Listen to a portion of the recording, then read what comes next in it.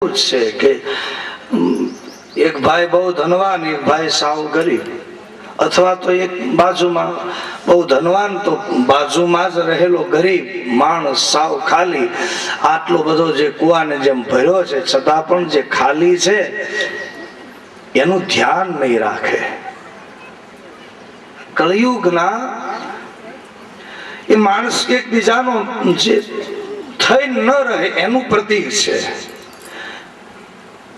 આપણે બહુ સારું હોય છતાં પાડોશમાં કોઈ સાવ ગરીબ હોય અને માણસ એને ન આપે, એનું ધ્યાન ન રાખે, કાંઈક પ્રસંગ હોય પોતાને ત્યાં તો ગરીબનું ધ્યાન ન રાખે, તો એ કળિયુગની બધી એંધાણી છે, કળિયુગનો પ્રભાવ છે, કળિયુગી માણસ છે.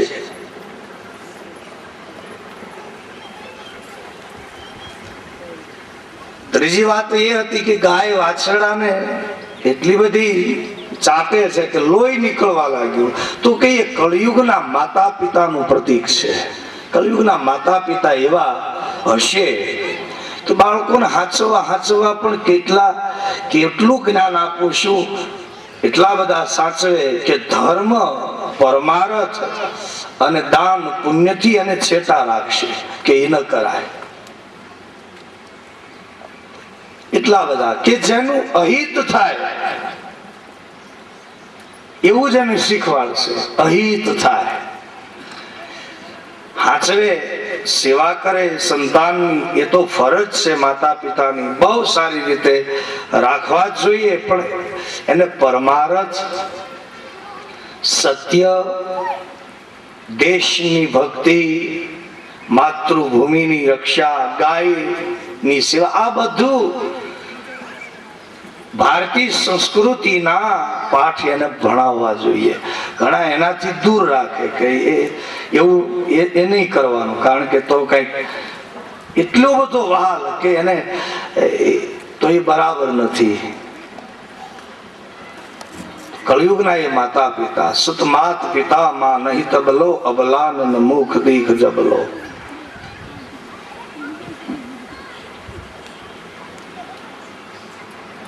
જેમ શિવાજીને જીજાબાઈ કહેતી હતી કે બેટા આ સંસ્કાર, એને દીકરો તો વાલો જ હતો જીજાબાઈ ને શિવાજી, એને કઈ દવલો નતો, વાલો જ હતો, પણ છતાંય વાલા દીકરાને એમ કહેતી હતી કે બેટા કે આજ માતા દેતી પાથરી કુણા, ફૂલડા કેરી સેજરે, કુણા ફૂલડા કેરી સે.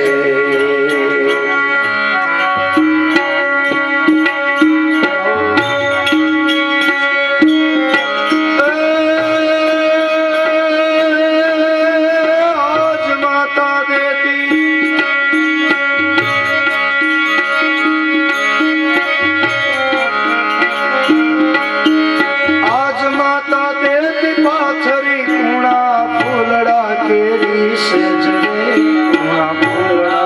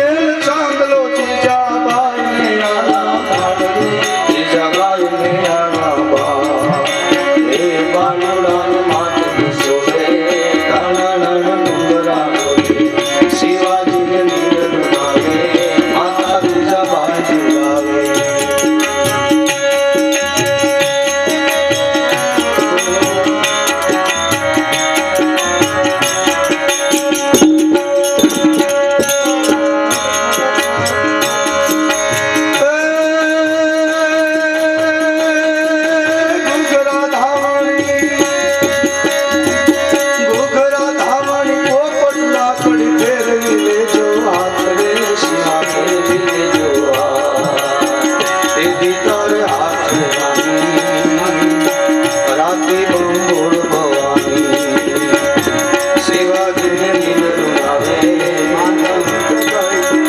હે માતા જીજાબાઈ સુલાવે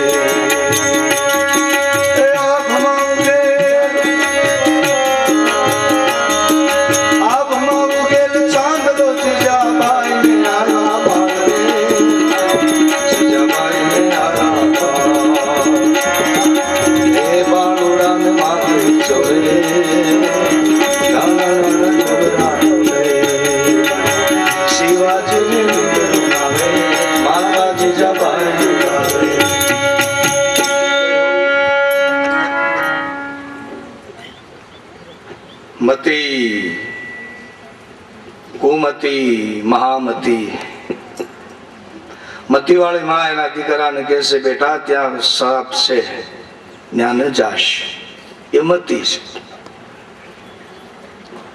પછી મહામતી જે વાળી હશે એ બીજાના છોકરાને કહે છે બેટા ત્યાં ન જાય ત્યાં સરપ છે એ બીજાના છોકરાને પણ હટાવી લેશે પણ જે કુમતી છે ઈ એના છોકરાને હાસવીને બીજાના છોકરાને એમ કે જો ન્યા સરપ છે ન્યા રાડું ભરાય તો બીજાના છોકરાને કે આ કુમતી છે કે બીજાનું જે થાય એ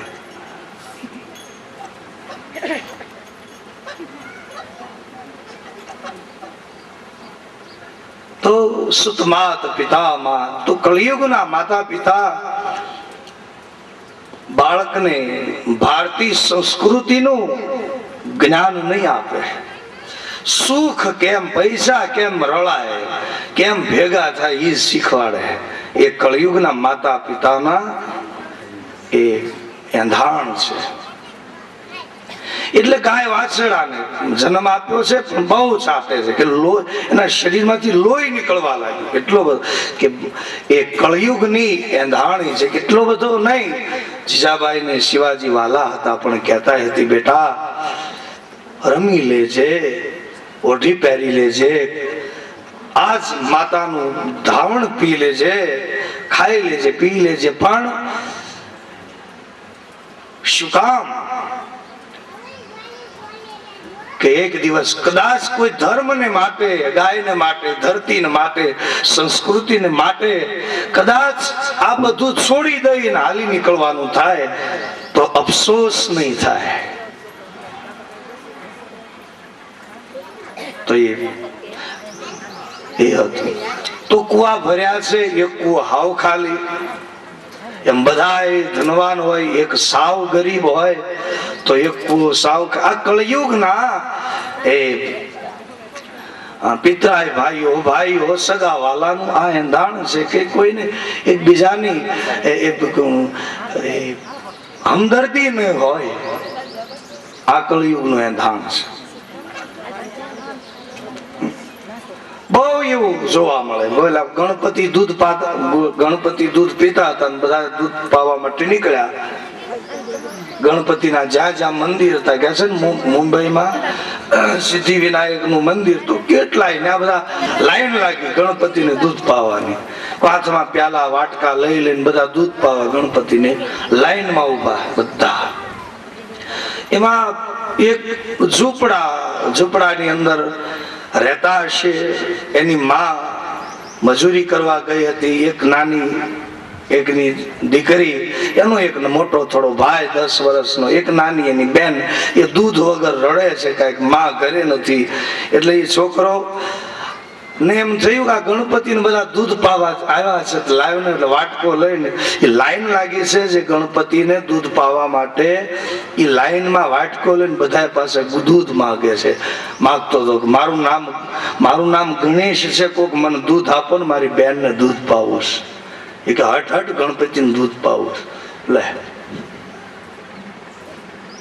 આ કઈ રીતનો ધર્મ આ કળયુગ ની બધી આવા ભ્રમમાં જ બધા બહુ પડ્યા રહે છે સાત્વિક સાચી વસ્તુ શું છે ધાર્મિક હોય તો ગણપતિને દૂધ પાવું છે ગણપતિ કે મારે નથી પીવું જેને જે માગે છે એને દે ને આ મારું પેટ તો જો પી પીને કેવું છું ગણપતિ કે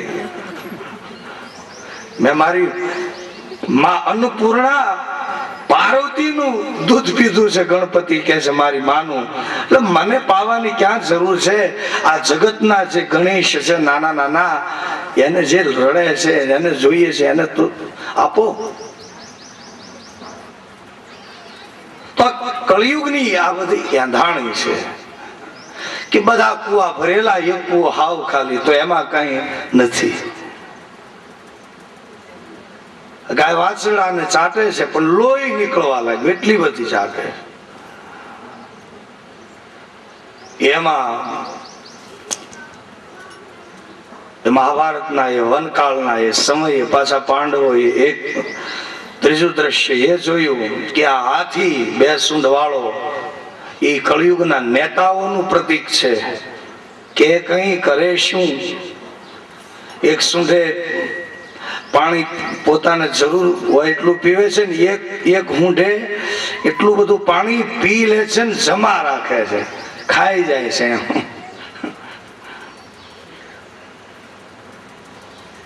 પછી હવે જે મહત્વની વાત હતી એ હતી કે પહાડ ઉપરથી મોટી એક શિલા દડી, પહાડ તો ઊંચો, એના ઉપરથી એક શિલા પથ્થરની મોટી દડી ત્યાંથી પડવા લાગી. મોટી એટલી પડતી પડતી પડતી જે પથરાઓની સાથે અથડાય એ પથરાના ટુકડા થઈ જાય. ઝાડ ઉપર પડે તો ઝાડને ભાંગે છે.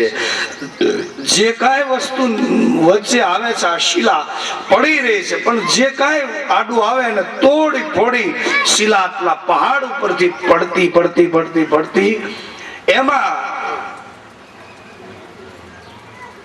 અર્જુને જોયું કે એક ઘાસનું તણખલું હતું, એને આડું આવ્યું ત્યાં શિલા ને અટકી ગઈ. એ તણખલાએ એને અટકાવી દીધી. આખું ઝાડ, આખી ઝાડ પહાડોને તોડતી શિલા છતાં એક ઘાસના તણખલાએ એને રોકી દીધું.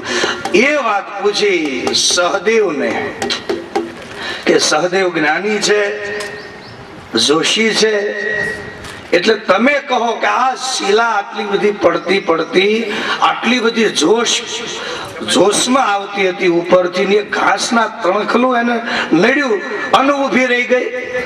એના આડે આટલી મોટી શિલા રોકાઈ ગઈ, એનું કારણ શું? ત્યારે સહદેવે કહ્યું કે એ પણ કળિયુગનું એંધાણ છે, કળિયુગ રૂપી પહાડ, અને એમાંથી પાપ રૂપી શિલાઓ જ્યારે પડતી હશે ત્યારે એને ભગવાનનું નામ ભલે નાનું એવું રહ્યું પણ એ કે પાપને રોકી દેશે. મોટા મોટા પાપને પણ એક ઘડી આધી में पुनियाद तुलसी संगत साधु की कटे करोड़ो अपराध ने बाळीने भस्म करे. होमन 1000 मण लाकડા ને બાળવામાં 1000 મણ દીવાસળી ન જોઈએ. એક જ દિવાલ એમ એક ઘડી માણસનો એટલે ગ્રંથિઓને તોડી નાખે છે. અવિદ્યાની ગ્રંથિ, કામનાઓની આવી ગ્રંથિ, લોભની ગ્રંથિ.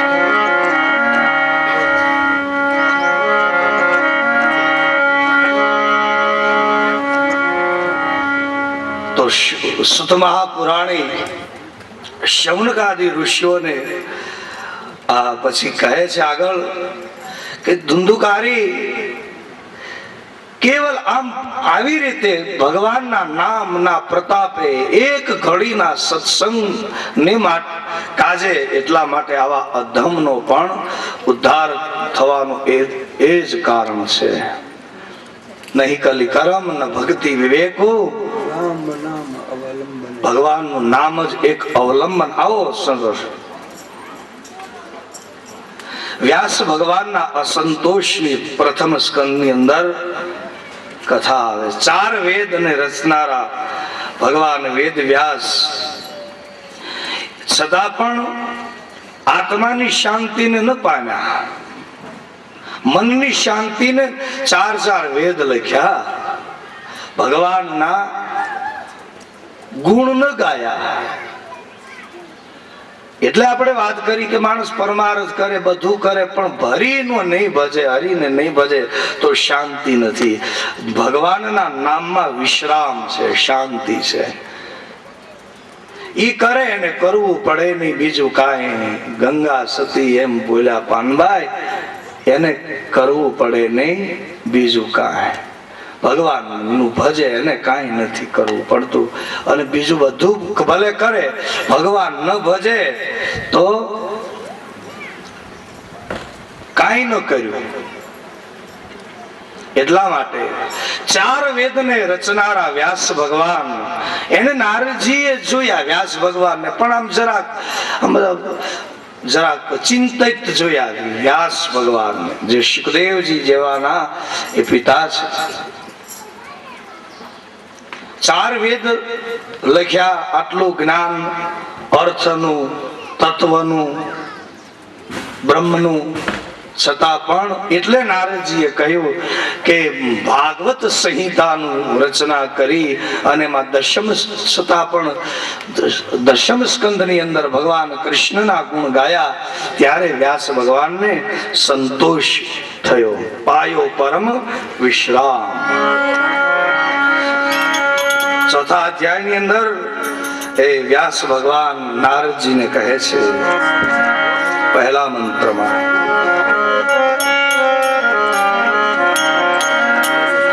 ઇતિ બ્રુવાણં સંસ્તુય મુનિનાં દીર્ઘ સત્રીણાં વૃદ્ધઃ કુલપતિઃ સૂતં બહવ્રચઃ શૌનકો બ્રવીત.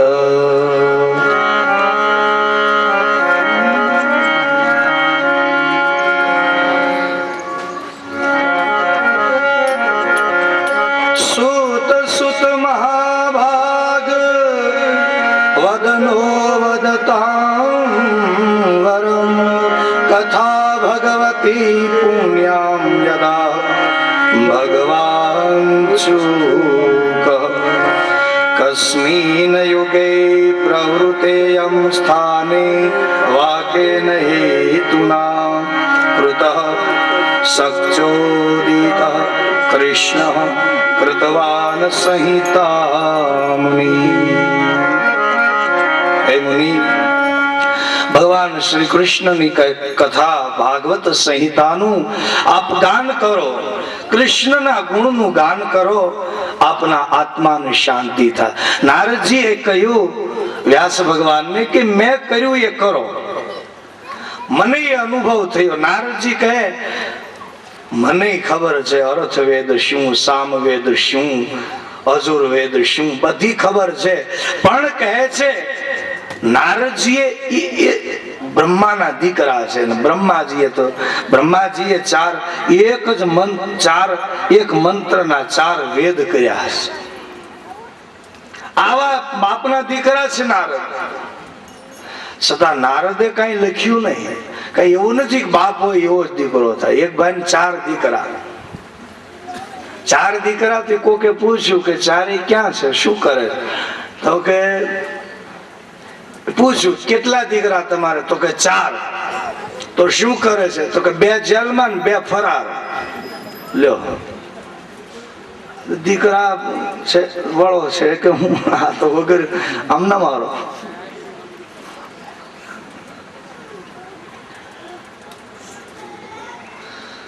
તો વ્યાસ ભગવાન ના પુત્ર શુક, બ્રહ્માના પુત્ર નારદ, પણ વ્યાસના પુત્ર થયા સુખદેવજી, પણ બ્રહ્માના પુત્ર નારદ એ માનસ પુત્ર, પણ એ તો કીર્તન ભક્તિમાં લાગ્યા, નિવૃત્તિ ધર્મના આચાર્ય બન્યા, અને બ્રહ્મા પ્રવૃત્તિમાં રહ્યા. 4 વેદ ભણે છે, લખે છે, ભણે છે, લખે છે.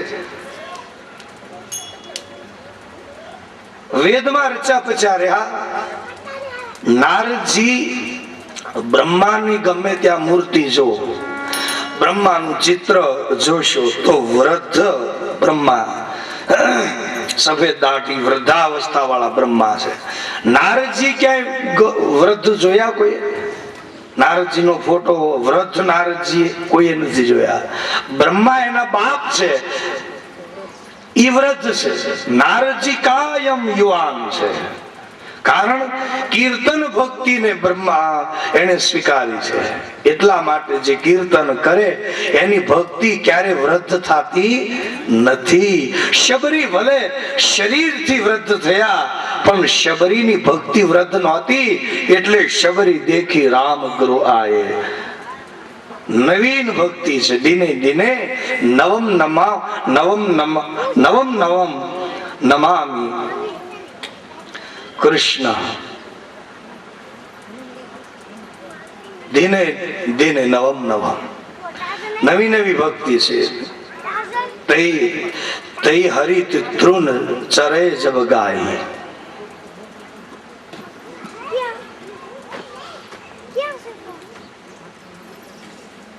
તો નારદજી વ્યાસ ભગવાન ને કહે છે, બદ્રિકાશ્રમ ની અંદર સરસ્વતી નદીને કિનારે વ્યાસ ભગવાન ને કહે છે કે તમે આ બોરડીના વનની અંદર ધ્યાન કરી અને ભગવાનનું ભજન એના ગુણને ગાઓ. ગંગા નદીનો, સરસ્વતીનો સામ્યપ્રાશ આશ્રમ અને બોરડીનું સુંદર વન છે.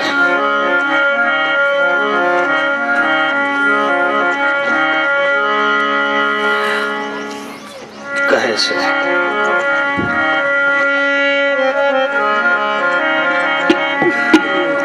તસ્ય પુત્રો મહાયોગી સમદ્રગ્ન નિર્વિકલ્પક એકાંતમતિ ગુરુનીન્દ્રો ગૂઢો મૂઢ ઇવેયતે.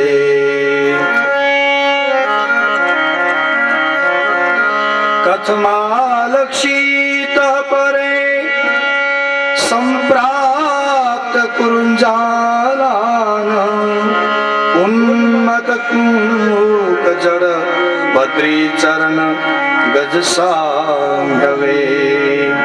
કથમ વા પાંડવે યસ્ય રાજર્ષે મુનિનાસા સંવાદ સમભૂતાત યત્રેષાં સાત્વવિશ્રુતિ.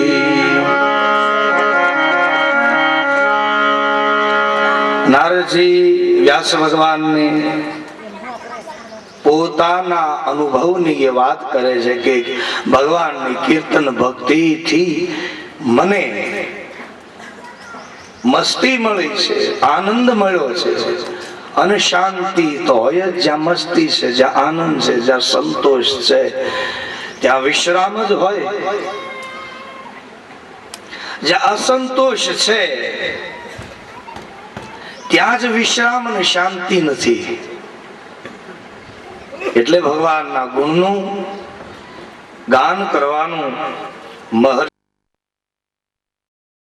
જન્મમાં આ નારદજી બ્રહ્માના પુત્ર બન્યા. કારણ કે સાધુ સંતોની જે પ્રસાદી લે છે એને આવું જ્ઞાન મળે છે ભગવાનના ભક્તોને.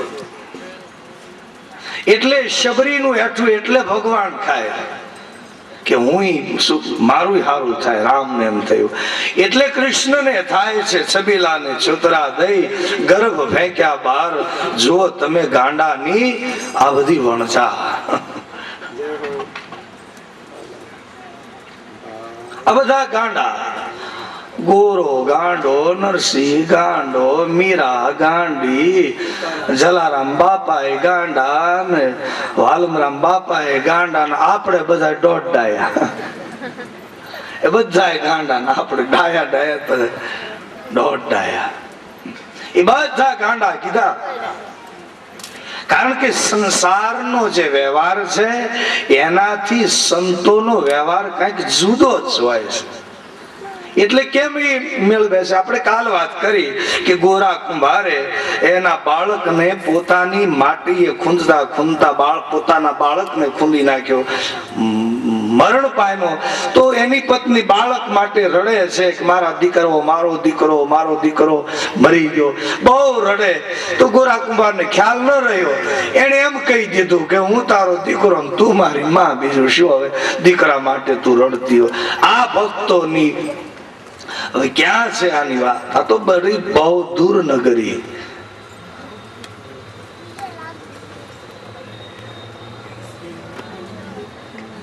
એટલે પછી એની બેન જે હતી ગોરા કુંભારના પત્નીને એને માં માન્યા. પછી એમણે એની પત્ની જે એને માં માન્યા, એને પછી એની એક નાની બહેન એને ગોરા કુંભારને એના વંશને માટે પરણાવે છે. તો પરણી અને જયારે વિદાય આપે છે ત્યારે એની માતાએ એમ કહ્યું કે મારી દીકરીને હાચવજો, એટલું ખાલી કહ્યું. તો ગોરા કુંભારે એમ કહ્યું કે મોટીને માં માનું છું, આને બેન માની રાખીશ. લે, भगत की गति अटपटी झटपट समझी न जाए, मन की खटपट मिट जाए तो झटपट दर्शन थाय.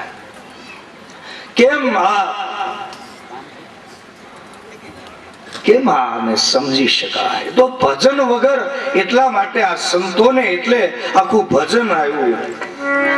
ગાંડાની વણજાર એનો કેતા ન આવે પાર, જો તમે ગાંડાની એ વણજાર.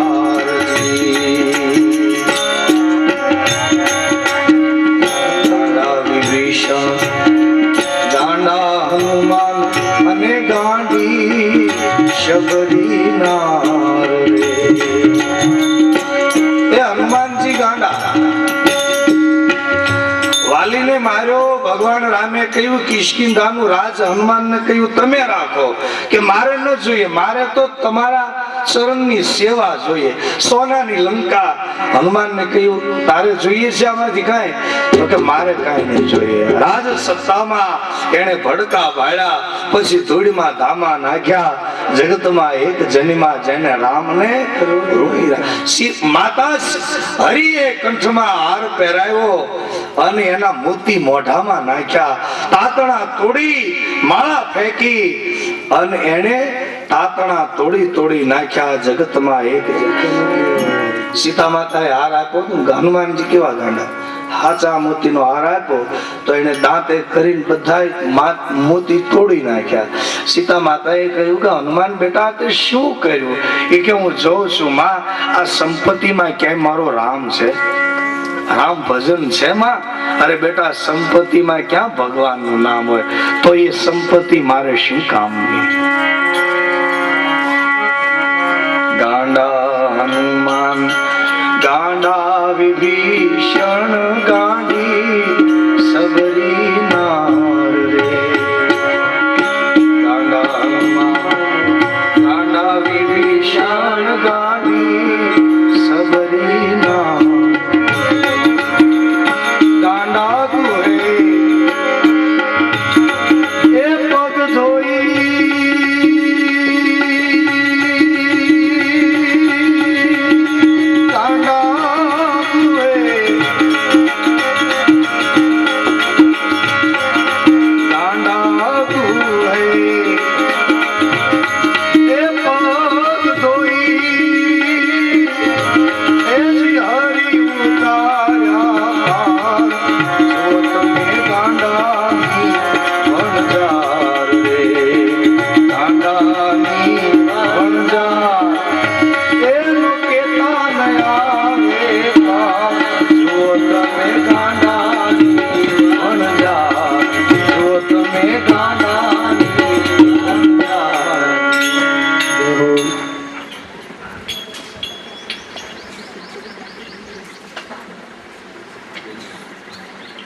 જગતનો વ્યવહાર અને સંતની સમજણ જુદી છે. એટલા માટે જગતે બધા ભેળા મળી અને ભક્તો જેટલા જેટલા થયા એને ગાંડા ગળ્યા.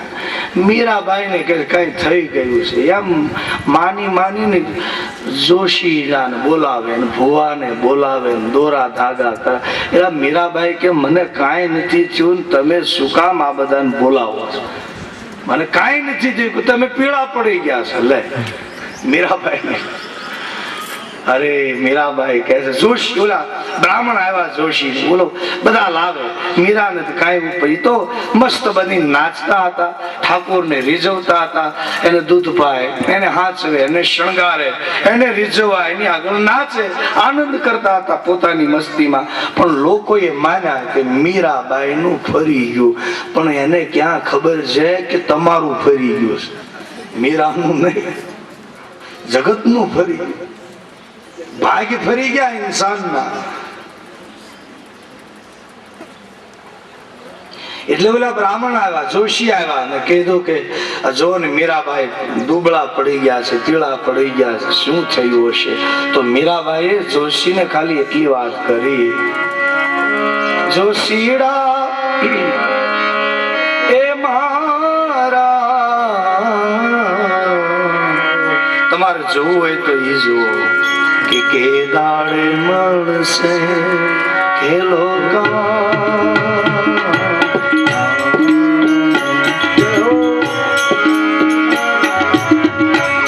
જોશીડા એ મારા જોસરે જુઓ એ દાડે મળશે ખેલો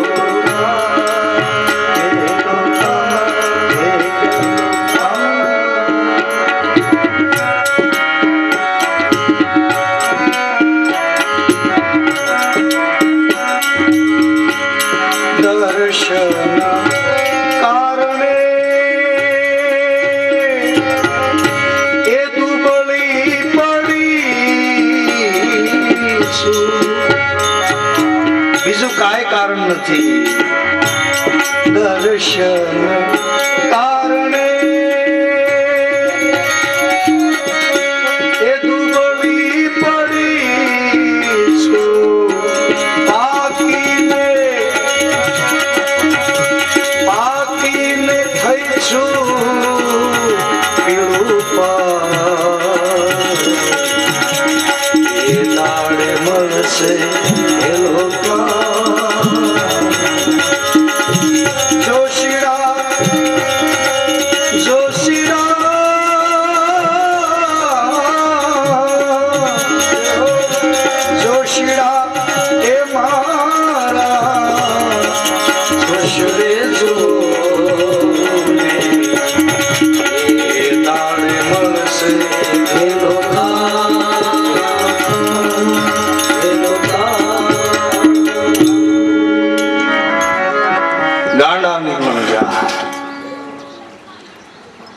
જો કે છે આ બધા ગાંડા.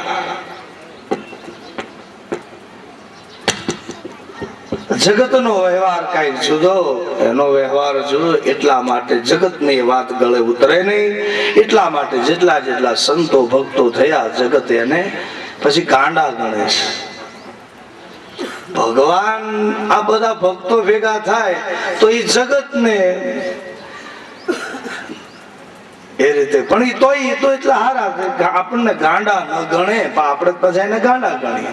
તો ભક્તોએ એમ ન કીધું કે આ બધા ગાંડા છે, જગતે એમ કહ્યું કે ભક્તો બધા ગાંડા.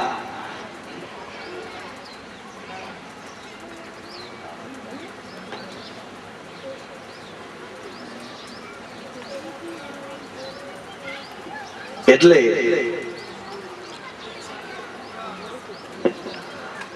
સંતો જ્યાં એ ગ્રહસ્થી ને ત્યાં આવતા હતા, એની પ્રસાદી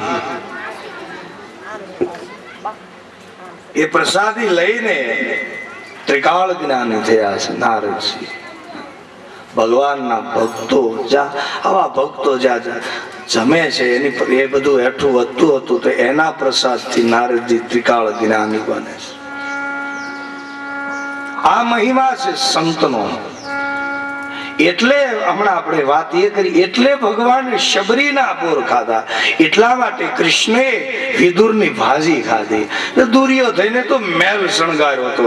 જ્યારે સમાધાન કરવા આવ્યા કૃષ્ણ કે કદાચ 100 ની નોક જેટલી પણ દુર્યોધન જમીન આપવા પાંડવોને તૈયાર નથી. કૃષ્ણને થાય કે 5 ગામડા આપે તોય આ લોકો એનું ચલાવશે, એને કોઈ જાજી તૃષ્ણા નથી. છતાં પણ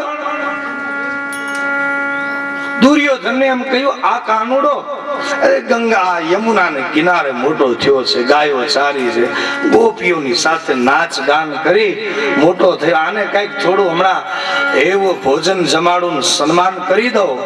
આ લોકો એનું જ માને છે ને, હમણાં હું એને મારો કરી દઉં. એટલે એને રાજી કરવા એવા મહેલ શણગાર્યા, એનું સ્વાગત કરવા કે કૃષ્ણનું હમણાં એટલું માણસને કહે છે અપમાન કરો અને એની પાસેથી કામ ન કઢાવી શકાય, પણ પ્રેમ કદાચ સન્માનથી કદાચ, એટલે એને આવી હોશિયારીનો ઉપયોગ કર્યો, બુદ્ધિ નો ઉપયોગ કર્યો. શ્રદ્ધા અને ભક્તિ નહીં, બુદ્ધિનો ઉપયોગ. બુદ્ધિથી ભગવાન પકડાતા નથી, શ્રદ્ધા અને ભક્તિથી પકડાય છે, બુદ્ધિથી નહીં.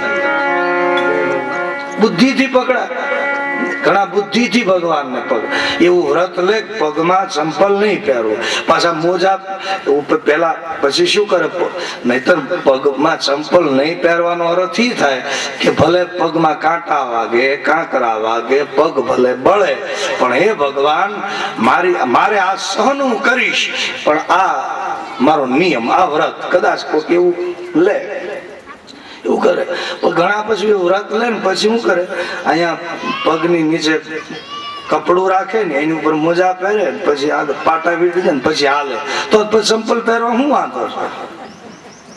લે, આ બધું ભગવાનને બનાવવાના ધંધા છે. હાલી વાહનમાં નહીં બેસે, મોટરમાં ન બેસે. ઓલી સાયકલ હોય ને એનો એક જણો દોરીને હાલ્યા કરે અને એ અંદર બેસે કે કેમ વાહનમાંથી, આ વાહન નહીં તો ઓલું પેટ્રોલ થી હાલે ને આ તો લોહી થી હાંકશે, કોઈક દાડીયું કરીને હાંકવાના ધંધા. આ ભગવાનને બનાવવાના ધંધા છે. આ બુદ્ધિથી ભગવાન પકડાતો નથી, ભક્તિથી, પ્રેમથી પકડાય છે. એટલે દુર્યોધને તો તૈયાર કર્યા હતા. ભગવાન કૃષ્ણ ઉદ્ધવ રથ ચલાવતા હતા અને એવો મહેલ દેખાતો હતો, અને દુર્યોધનને એમ કે હમણાં મહેલ તરફ જ રથ આવે છે ને હમણાં કૃષ્ણ અહીં આવશે, એવા ભોજન મેવા પકવાન તૈયાર રાખ્યા હતા. ત્યાં કૃષ્ણએ ઉદ્ધવને કહ્યું કે આ ગલીમાં રથ લઈ લો. કેમ કે હાલો ને વિદુર ઘેર જાય ઓધજી, ચાલો વિદુર ઘેર જાય, ચાલો ને વિદુર ઘેર જાય ઓધજી, એ હાલો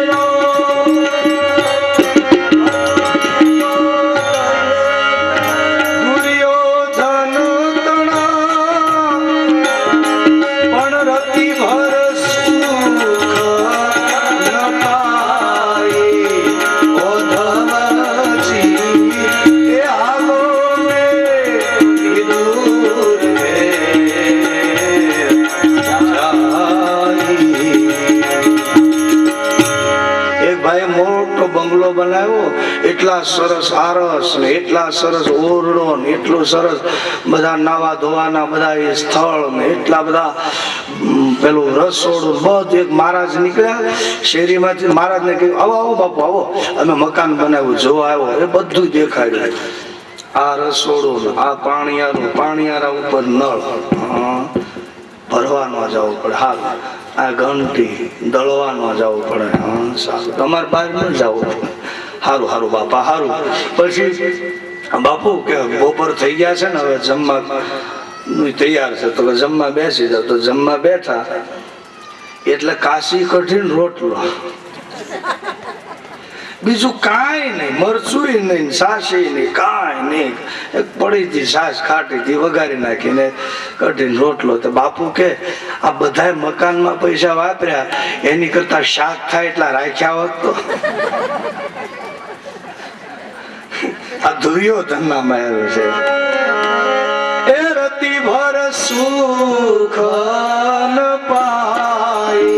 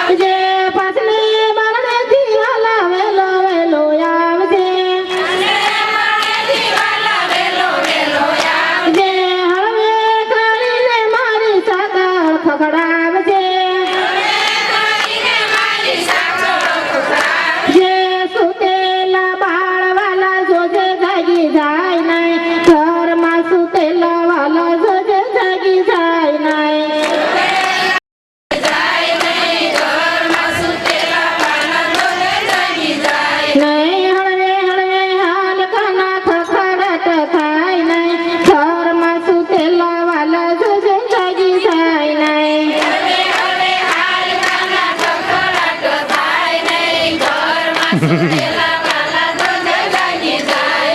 કાને કુંડળવાલા ને માથે મુગટ છે તે કાને કુંડળવાલા ને માથે મુગટ છે તે મોરલીનો નાદ વાલા જોજે વયો જાય નહીં ઘરમાં સુતેલા વાલા જોજે જાગી જાય નહીં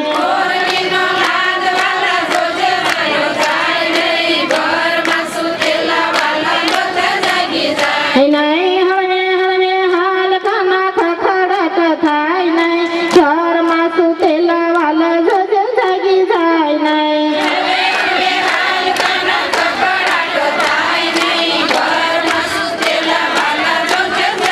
હાય નહીં સામે કિનારે વાલા ઊભી છે નાવડી સામે કિનારે વાલા ઊભી છે નાવડી હાથ ચાલીને વાલા એમાં બેસાડજે જે હાથ ચાલીને વાલા એમાં બેસાડજે જે નાવડીનો તાર વાલા જોજે તૂટી જાય નહીં ઘરમાં સુતેલા વાલો જોજે જાગી જાય નહીં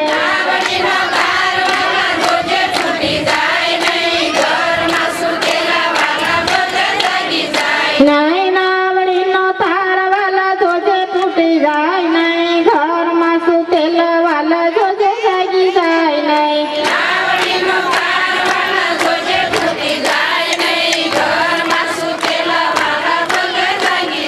નહીં હળવે હળવે હાલ કાના ખખડાટ થાય નહીં ઘરમાં સુતેલા વાલા જોજે જાગી જાય નહીં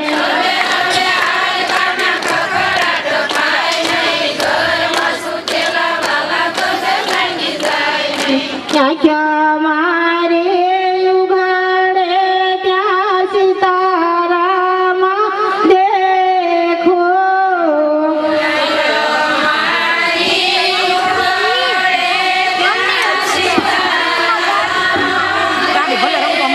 ઓ ધન્યા મારો જીવના કૃપાએ નીલેખો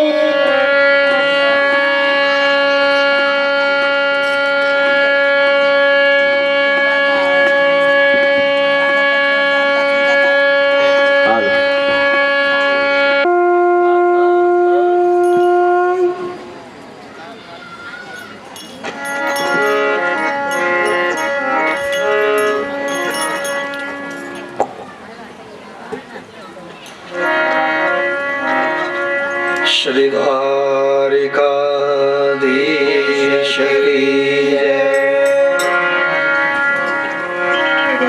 ગોવર્ધનનાથ કી જય.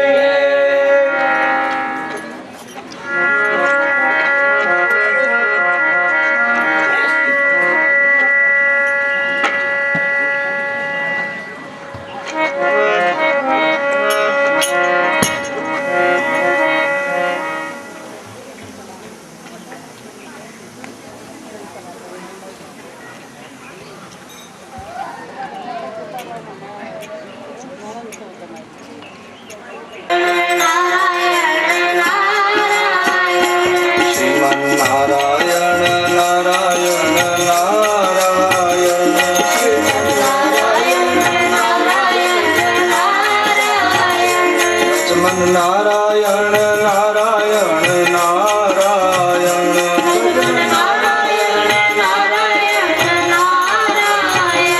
અજમન નારાયણ નારાયણ નારાયણ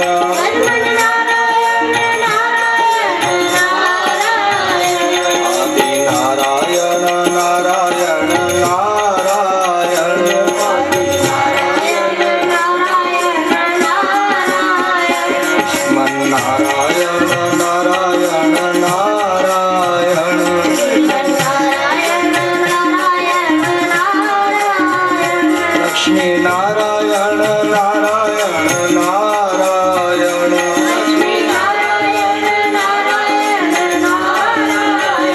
લક્ષ્મી નારાયણ નારાયણ નારાયણ લક્ષ્મી નારાયણ નારાયણ નારાયણ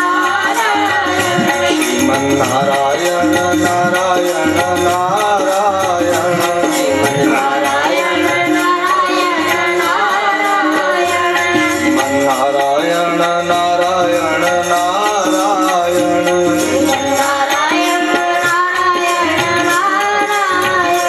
આદિ નારાયણ નારાયણ નારાયણ આદિ નારાયણ નારાયણ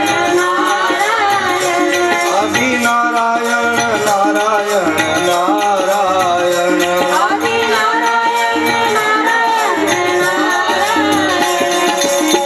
ઓમ નમો ભગવતે વાસુદેવાય.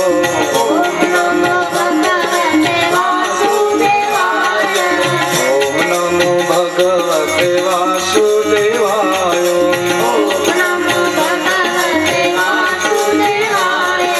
વાસુદેવાય હરિ વાસુદેવાય.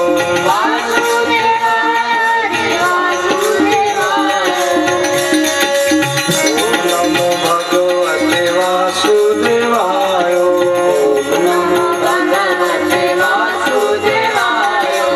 વાસુદેવાય હરિ વાસુદેવાય. વાસુદેવાય હરિ વાસુદેવાય.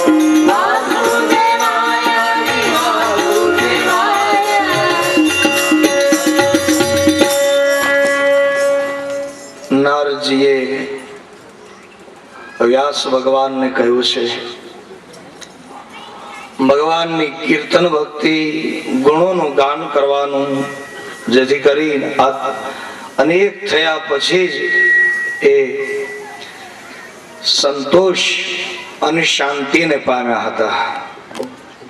ચાર વેદના રચયિતા એવા શ્રી બ્રહ્માના પુત્ર નારદજી સદા પણ એમણે પોતાની કીર્તન ભક્તિનું મહાત્મય પોતાના જીવનમાં એમણે જે સ્વીકાર્યું છે, જે અનુભવમાં આવ્યું છે, એ નારદજીએ વ્યાસ ભગવાનને કહ્યું હતું.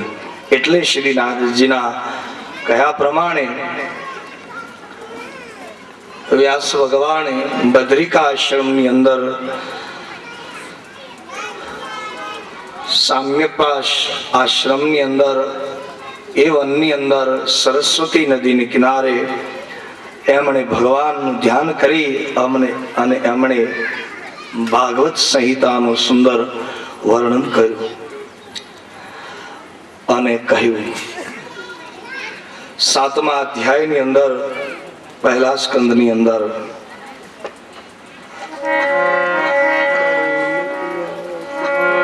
નિગતે નારદે સુત ભગવાન બદરાયણ શ્રુતવાન સદ વિપ્રેતમ તતઃ કિમ કરોત્રિર્ભુવ. શૌનક ઉવાચ. નિર્ગતે નારદ સુત ભગવાન બદરાયણ શ્રુતવાન તદ વિપ્રેતમ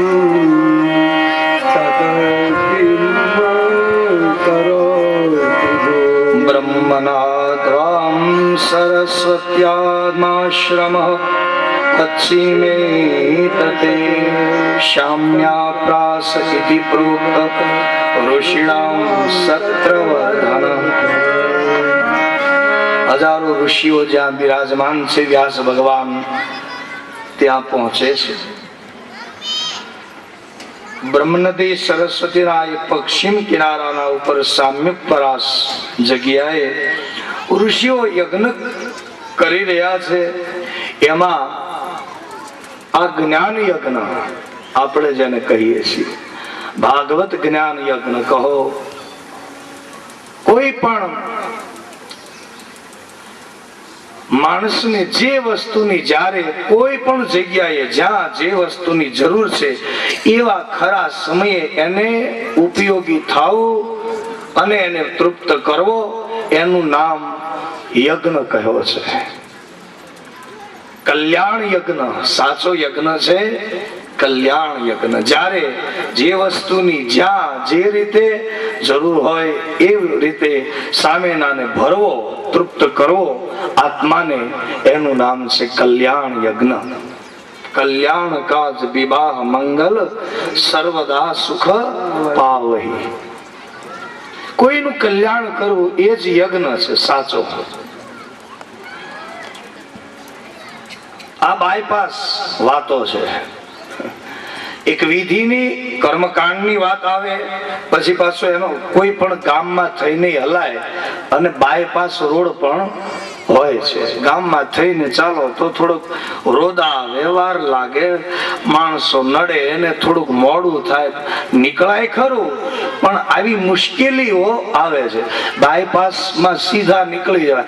કળિયુગ ની બધા સિદ્ધાંતો બાયપાસ છે, એ રીતે નીકળવાનું છે. અહીંયા અત્યારે કળયુગમાં માણસની ઉંમર નાની છે એટલે બહુ મોડું કર્યા જેવું નથી, બાયપાસ નીકળી જવાનું છે.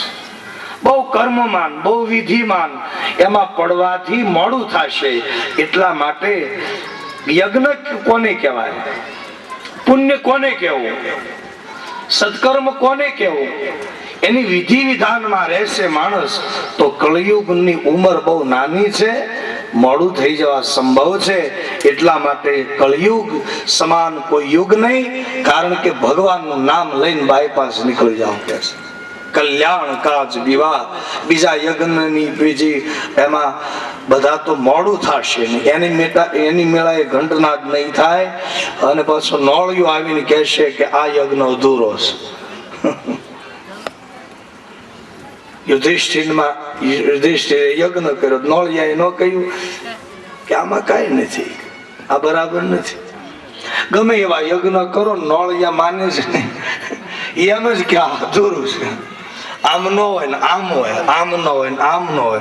ફલાણી ઠેકાણે યજ્ઞ હતો, ત્યાં હું આવ્યો હતો કે મારું અડધું હોનાનું થઈ ગયું. અહીંયા એમ નથી. પણ કલ્યાણ કાજ વિવાહ મંગલ સર્વદા સુખ. કલ્યાણ જે કોઈનું કરવું એ જ સાચો કળયુગનો યજ્ઞ છે. વિનય પત્રિકામાં તુલસીદાસજી કહે છે, પ્રેમ યજ્ઞ, ભાવ યજ્ઞ, પ્રેમ યજ્ઞ. અનેક જાતના આપણા કર્મ છે એ રૂપી લાકડા યોગ અગ્નિમાં નાખો અને કે છે ભાવની સ્નેહની આહુતિ આપી અને કોઈનું હિત કરો, બસ આ યજ્ઞ છે. બસ એવા જ યજ્ઞ સામ્યપ્રાસ આશ્રમની અંદર મહાત્માઓ કરી રહ્યા હતા. એ વખતે શ્રી વ્યાસ ભગવાને ત્યાં પોતાના જ્ઞાન યજ્ઞનો પ્રારંભ કર્યો હતો. ઋષિઓ દેવતાઓ પણ એને શ્રવણ કરવા માટે આવ્યા હતા. નિર્ગતે નારદે સુત ભગવાન બાદરાયણ.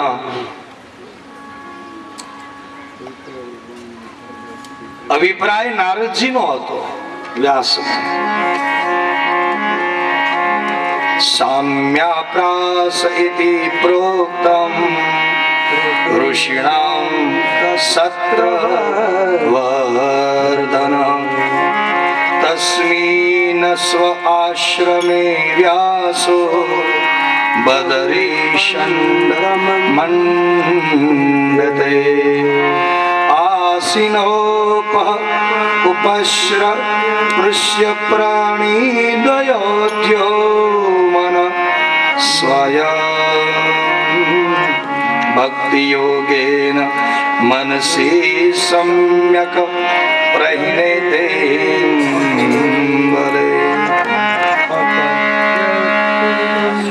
સુત મહાપુરાણી સૌનક આદિ ઋષિઓને કહે છે,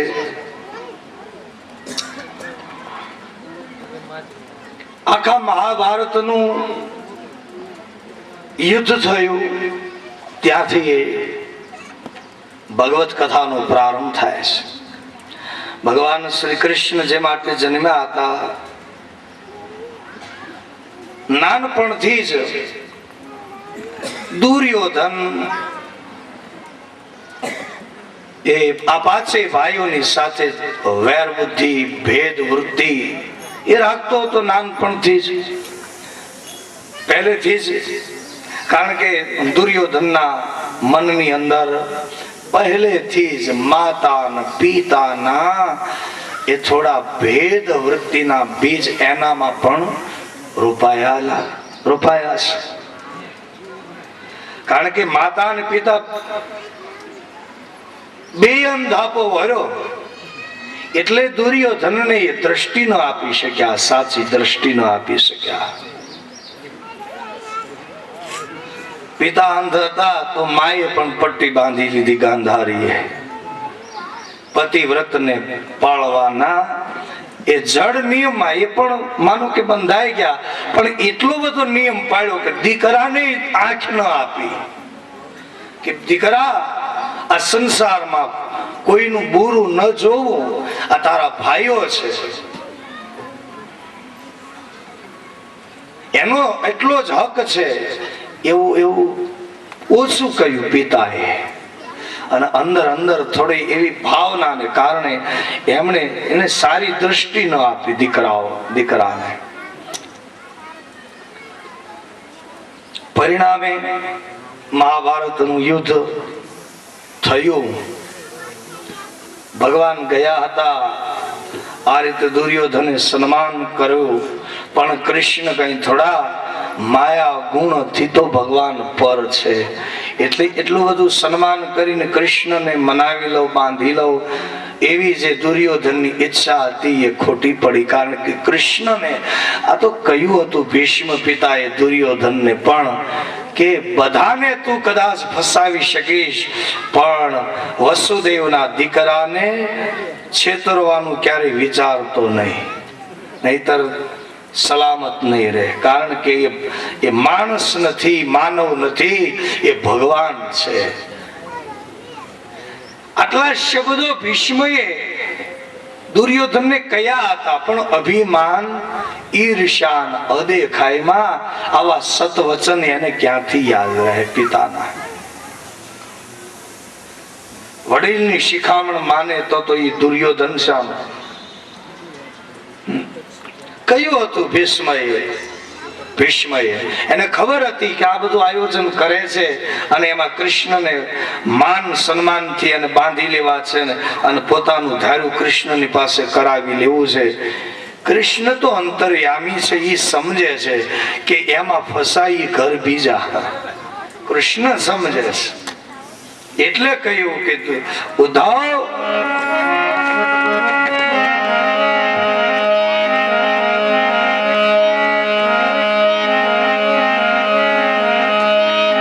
ઉદ્ધવરથ ત્યાં લઈ લ્યો કે જ્યાં એ બંટીનો રોટલો ને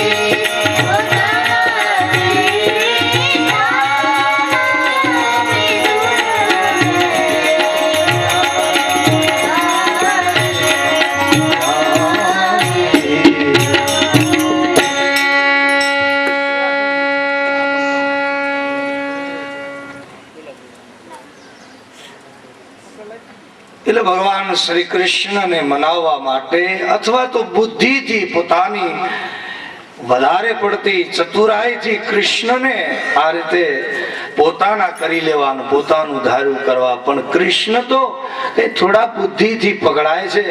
એ તો યશોદાના ખાંડણીએ એ બંધાય તો પણ માને કહી દેશે એકવાર કે માં, આ જગતમાં કોઈ દોરડું એવું નથી કે હું કોઈનાથી બંધાવ. માં, આ તો તારા પ્રેમના બંધને હું બંધાણો છું. बांधा था द्रौपदी ने एक तार, तार में दो मुट्ठी चावलों से सुदामा से बंध गए हो. शबरीना 5 बोर થી બંધાયા રામ. વાલો મારો પ્રેમ ને વશ થયા રાજી. राम ही केवल प्रेम प्यारा, जान ही लेहु जो जान निहारा. એટલે તો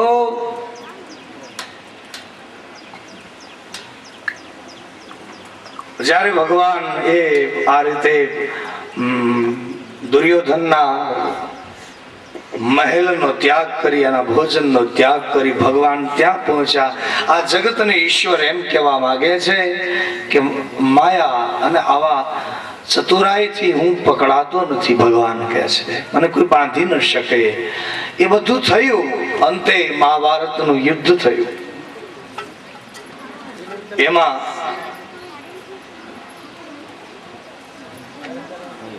રણ મેદાનની અંદર દુર્યોધનની જાંઘને ભીમસેને તોડી હતી. કસકાતો હતો, પીડાતો હતો દુર્યોધન. મેદાનમાં રાત્રિનો સમય હતો, કોઈ પાણી પાવા વાળું નહોતું. બહુ જ કર્મ ભગવાનના ભક્તોને પરેશાન કર્યા છે.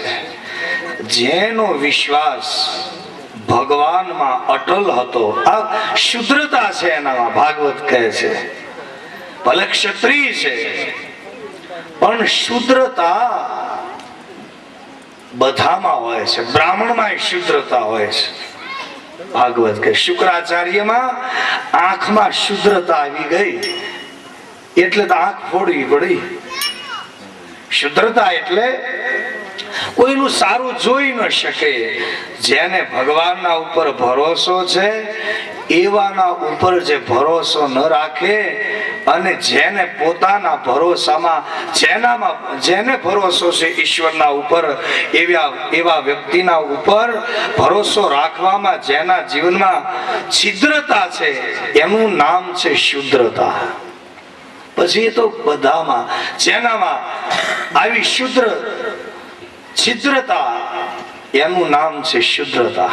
એ જ શુદ્ર છે કે જેને ભગવાનના ઉપર ભરોસો છે એવા વ્યક્તિ ઉપર જેને પોતાનો વિશ્વાસમાં છિદ્ર છે એ શુદ્ર છે.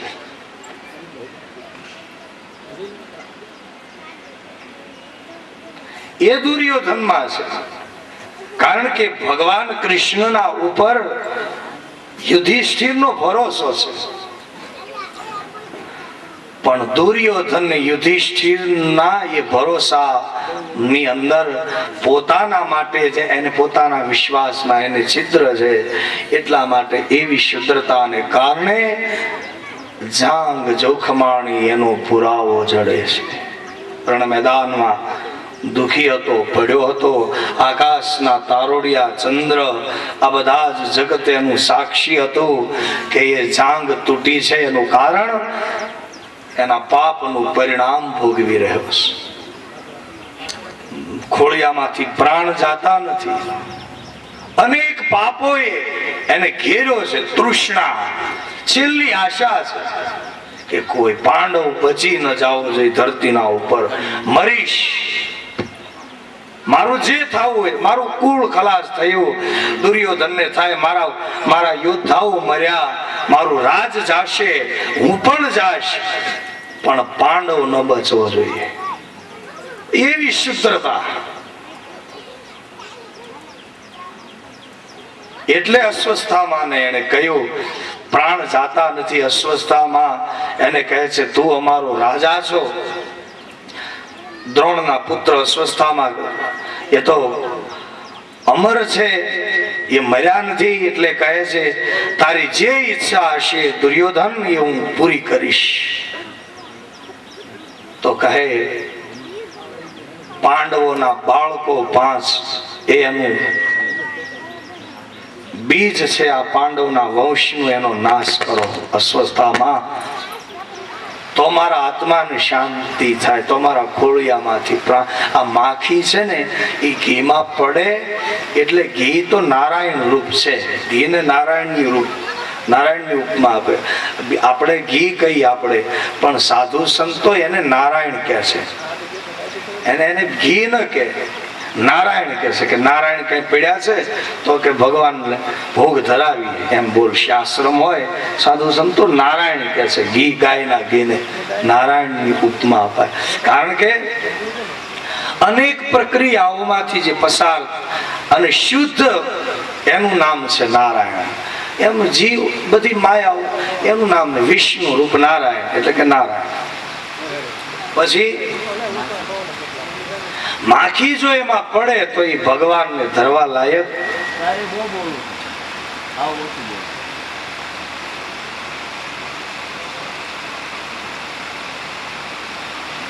જો એ માખી પડે તો એક તો માખી જે ઘીની અંદર પડે એટલે ઘી અશુદ્ધ થઈ ગયું.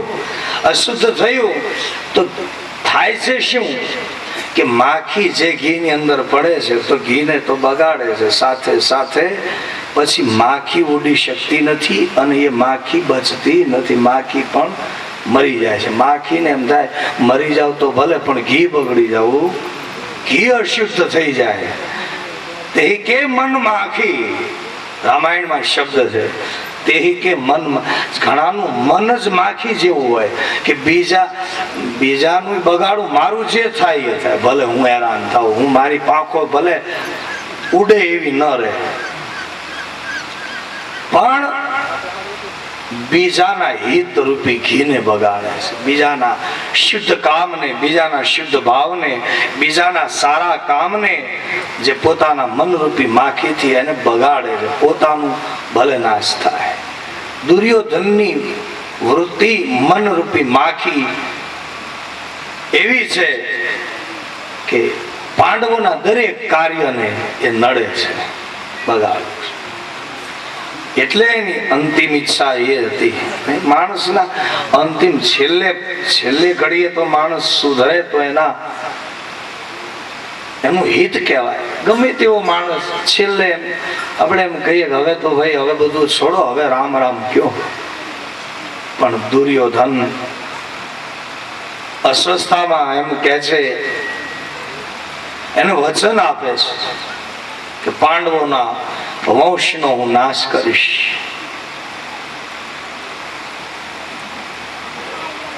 અસ્વસ્થામાં એમ નહીં, પણ એ દ્રૌપદીના 5 દીકરાના મસ્તકો મારી પાસે લાવો કાપીને, મને ખાતરી થઈ જાય કે આ જગતમાં પાંડવોનો વંશ નથી રહ્યો. એ મારી ઈચ્છા છે બસ. સગા કાકાના ભાઈ છે પણ છતાં વૃત્તિ બહુ જ હલકી. ઊંચ નિવાસ નીચી કર તૂતી, દેખી ન સકઈ પરાઈ વિભૂતિ.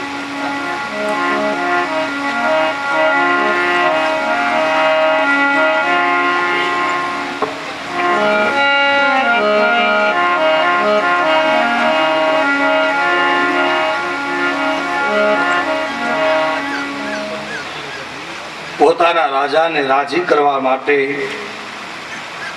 અસ્વસ્થામાં રાત્રિના સમયે પોતાના રાજાને વચન આપી અસ્વસ્થામાં નીકળી જાય છે. રાત્રિનો સમય છે, પાંડવોની છાવણી છે. પાંડવોના 5 બાળકો દ્રૌપદીના એક સાથે સૂતા હતા. અસ્વસ્થામાં ચૂપચાપ ઇમિક પંથ પગ દેત ખગેસા, રહયની બુદ્ધિ બળ અને તેજ અસ્વસ્થામાંના રહ્યા નથી. પાપને માર્ગે, અસત્યને માર્ગે જ્યારે માણસ પગ મૂકે છે ત્યારે આટલી વસ્તુ એની પહેલા જાય. કારણ કે બુદ્ધિ, બળ અને તેજ એ તો ઈશ્વરને આપેલી આ માનવતામાં, માણસના શરીરમાં આ ત્રણ વસ્તુ ભગવાને આપેલી છે વધારાની. બુદ્ધિ, બળ અને તેજ. તેજ બધામાં ન હોય, બળ બધામાં ન હોય, બુદ્ધિ બધામાં ન હોય. બુદ્ધિ કે બધામાં હોય એવું થોડું છે. એ તો બુદ્ધિ કોનામાં છે? બુદ્ધિહીન તનુ જાન કે સુમિરો પવન કુમાર, બલ બુદ્ધિ વિદ્યા દેહુ મોહી હરહુ કલેશ વિકાર. આ ભગવાન આપે છે. વિદ્યા એટલે તેજ. વિદ્યાનું તેજ હોય માણસમાં, સદગુણો અને એના તપનું તેજ હોય છે. વિદ્યાનું તેજ હોય. બળ બધામાં ન હોય. બુદ્ધિ, બળ અને તેજ એ ભગવાનનું આપેલું છે. પણ જ્યારે આ વસ્તુ ભગવાન કહે છે હું માણસને આપું છું, પણ જ્યારે પાપને માર્ગે, અસત્યને માર્ગે માણસ જ્યારે ચાલશે ત્યારે એના બળ, બુદ્ધિ અને તેજ ખલાસ થઈ જાય છે. બુદ્ધિ નાશ પામે છે, બળ નાશ પામે છે અને તેજ રહે નહીં. જ્યારે પાપને માર્ગે માણસ હાલે છે ત્યારે કાંઈ પણ ખોટું કરે માણસ એટલે એનું તેજ જાય. બુદ્ધિ કામ નહીં કરે, જલ્દી નિર્ણય નહીં આપી શકે. ખોટું કર્યું હશે, ગેગે ફેફે થઈ જાય છે. ખોટું કર્યું હશે એટલે અંદરથી ખોટું એને બુદ્ધિ એકદમ ચેતનવંતી નથી રહેતી. બળ, બુદ્ધિ અને તેજ અસ્વસ્થામાંના પહેલેથી જણાઈ ગયેલા છે. જ્યારે દ્રૌપદીના 5 બાળકોને મારવા માટેનો એને પગલા માંડ્યા અને એ વિચાર્યું ત્યારથી જ 5 બાળકોની હત્યા કરી, બાળ હત્યા કરી અસ્વસ્થામાં. બ્રાહ્મણ છે, દ્રોણ જેવાના પુત્ર છે, આટલા સમજણા અને અમરે છે, પણ અમરત્વ શું કામનું? રાહુ ને કેતુ એ અમર છે, પણ અમરત્વ શું કામનું? એટલા માટે અહીંયા સુત પુરાણી શૌનક આદિ ઋષિઓને કહે છે કે અસ્વસ્થામાંનું અમરપણું એ શું કામ? અહીંયા એમ પણ કહે છે પ્રસંગ કે માણસ કેટલું જીવે એ મહત્વનું નથી, કેવું જીવે એ મહત્વનું. અમર હોય તો શું કામ? અસ્વસ્થામાંની દશા જુઓ. પોતાની જ લાશનો ભાર પોતાને ઉપાડવાનો સમય આવે છે. એ જીવન શું કામનું? એ આયુષ્ય શું કામનું? થોડુંક જીવે માણસ પણ સારું જીવે એ જીવન કામનું છે. અને ગમે એટલું લાંબુ જીવે પણ પરમાર્થને માર્ગે ન ચાલે તો એ જીવન શું કામનું છે? દ્રૌપદીના 5 બાળકોની રાત્રિએ જ અસ્વસ્થામાં એ હત્યા કરી હતી. નિર્ગતે નારદે સૂત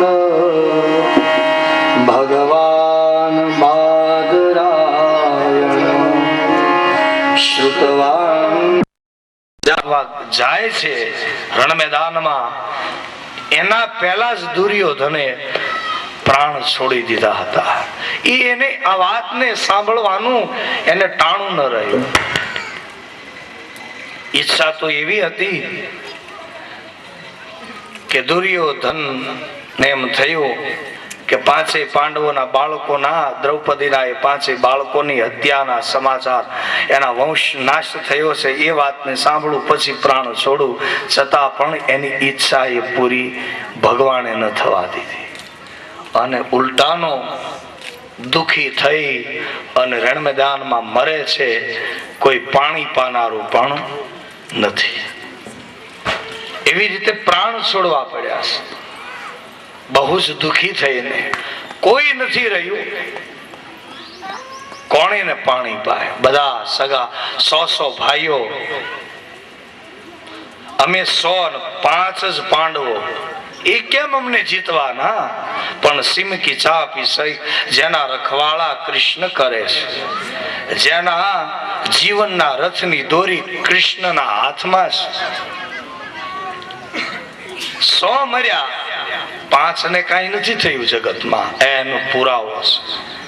જ્યાં સત્ય હશે, જ્યાં ધર્મ હશે, જ્યાં કૃષ્ણનું ભજન હશે, શૂન્ય મરે અચપા મરે, અનહદ હું મર જાય, રામ સ્નેહી નહીં મરે, કહત કબીર સમજાય. ભગવાનના ભક્તને ઉની આંચ ન આવે. મર્યા એ કે જે બધાએ 100 ભેગા થઈ અને 5 ને મારવાના ઘણા પ્રયત્નો કર્યા હતા.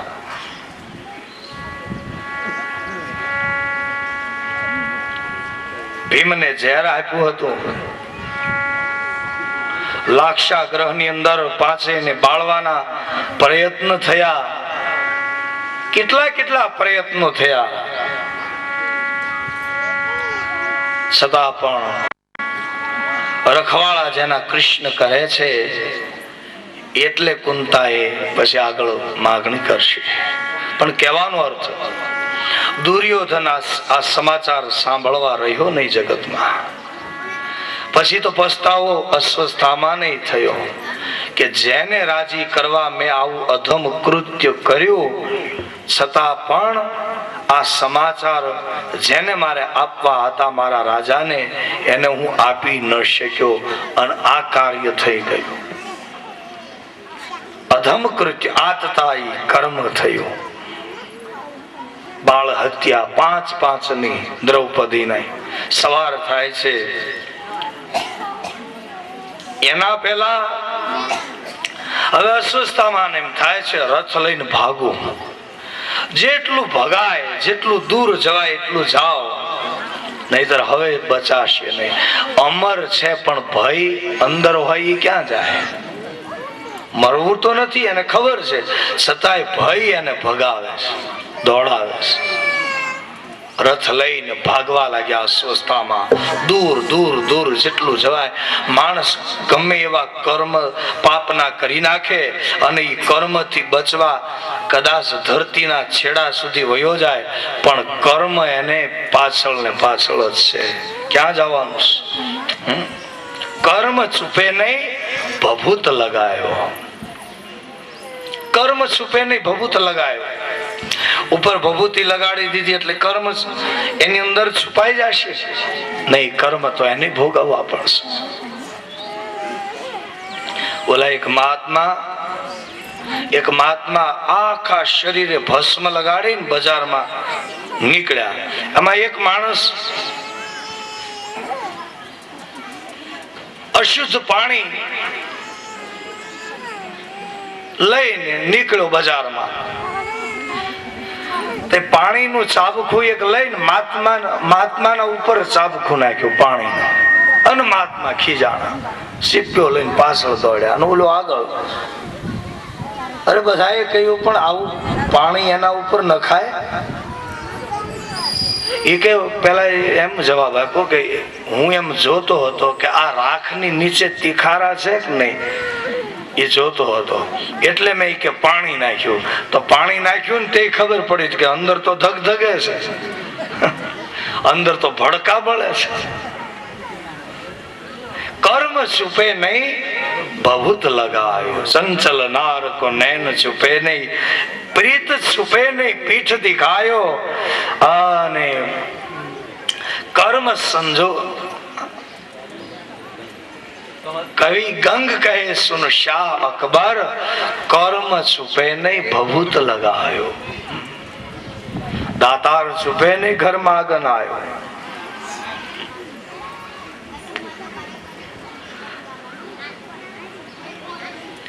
કર્મથી બચવા માટે અસ્વસ્થામાં રથ દોડાવ્યો. ઘોડા રથના 4 એટલા પુરપાટ અશ્વને દોડાવે છે.